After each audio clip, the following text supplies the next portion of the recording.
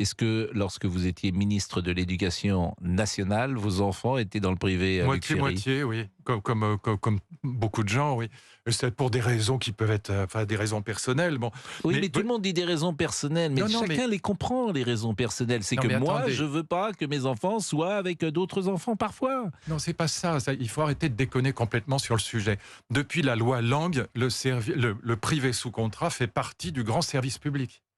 Il est intégré au service public. Donc les gens ont Sauf le que choix. le privé choisit ses élèves et pas le public. Exactement. C'est Donc, d'ailleurs dans pour le ça. privé, il y a souvent c'est- des meilleurs élèves. C'est d'ailleurs pour ça que le privé a des meilleurs résultats que le public. C'est pas du tout parce que le privé fonctionne mieux ou que les professeurs sont meilleurs, c'est parce que la sélection, par exemple à Stanislas, la sélection est féroce.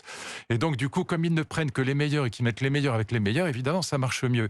Mais encore une fois, mettre ses enfants dans le privé sous contrat, je crois que 17% des parents le font aujourd'hui, c'est à la fois légal et moral. Il faut arrêter de se déchaîner, ça tourne à la méchanceté pure et simple, contre cette dame. Elle a répondu maladroitement parce qu'elle était cernée par un journaliste de Mediapart, mais elle a parfaitement le droit, et c'est tout à fait légitime, et deux, elle touche un problème qui est réel, qui est le problème du remplacement, qui est très difficile.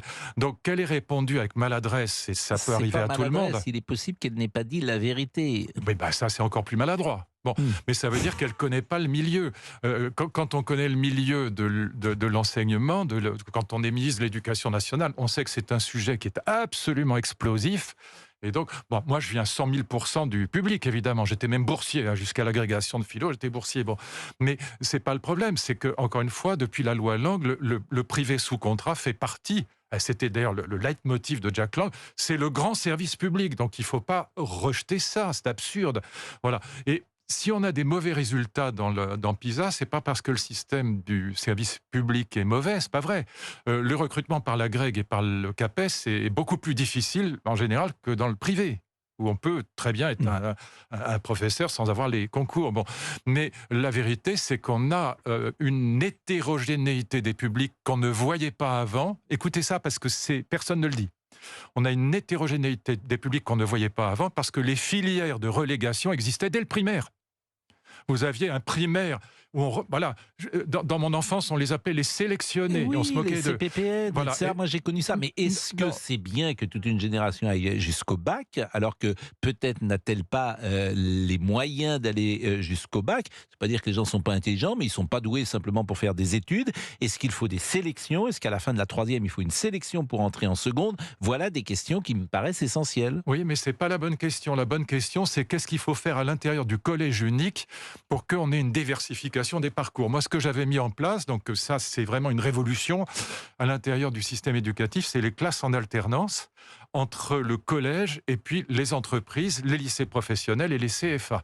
Et ça marchait génialement. On sauvait des vies scolaires des enfants pour leur dire, on va pas te transformer en un petit ouvrier dès l'âge de 12 ans, mais on va t'offrir la possibilité de découvrir des métiers, les découvrir vraiment en entreprise, en lycée professionnel. On a des très très bons lycées professionnels. On a des très bons chefs de travaux. C'est remarquable. Vous avez des lycées professionnels très variés, comme la taille de pierre, vous avez la navigation fluviale à Strasbourg, les lycées hôteliers. Ma fille a fait un lycée hôtelier. Bon, ça peut être formidable, enfin une de mes filles. Et donc, voilà, c'est l'idée de diversifier les parcours en offrant la possibilité de découvrir des métiers dès la classe de quatrième. Ce qui frappe Luc Ferry, c'est le niveau de culture G aujourd'hui des c'est plus dramatique, jeunes. oui. C'est-à-dire que dans les matières classiques que sont l'histoire, la grammaire, en histoire, c'est l'orthographe, dramatique, oui. etc. Oui. Donc là, c'est effrayant ce qu'on rencontre. Et puis des gens parfois qui ont bac plus 4, bac plus 5, c'est qui ne effrayant. savent en gros rien. Et c'est dû à quoi, du coup? 50% des 25-35 ans ne savent pas la date de la Révolution française. Oui, Voilà. j'ai vu. Donc Bon. c'est dingue. Mais ça, je vais vous dire pourquoi. C'est que les professeurs ne peuvent pas enseigner si l'éducation n'a pas précédé l'enseignement. C'est-à-dire qu'aujourd'hui, dans nombre de classes, c'est plus de l'enseignement, c'est du domptage. Si les parents n'ont pas fait le boulot, C'est ça. les professeurs ne peuvent pas faire le leur. Et ça, c'est le problème fondamental. C'est pour ça qu'on a une crise énorme des vocations dans l'enseignement. C'est parce que beaucoup de jeunes et d'étudiants qui ont bac plus 4 ou bac plus 5 disent « Mais non, je ne vais pas aller me faire torturer par des potaches mal élevés à la frontière belge. » Madame Oudéa Castéra vient d'arriver à l'instant, me dit-on, à l'école pauvre. Littré. Moi, je la soutiens. Je lui dis comme ça, si ça lui arrive à ses oreilles, elle a tout mon soutien parce qu'elle a été maladroite, mais tout le monde a le droit d'être maladroit. maladroit. C'est pas, elle a pas assassiné une vieille dame. Enfin, manifestement, ne confondons pas tout, quoi. Manifestement, pendant que vous parlez, je vois qu'il y a une sorte de manifestation Évidemment, elle a un devant. comité d'accueil, elle en aura tout le Il y a temps, un la pauvre. comité d'accueil.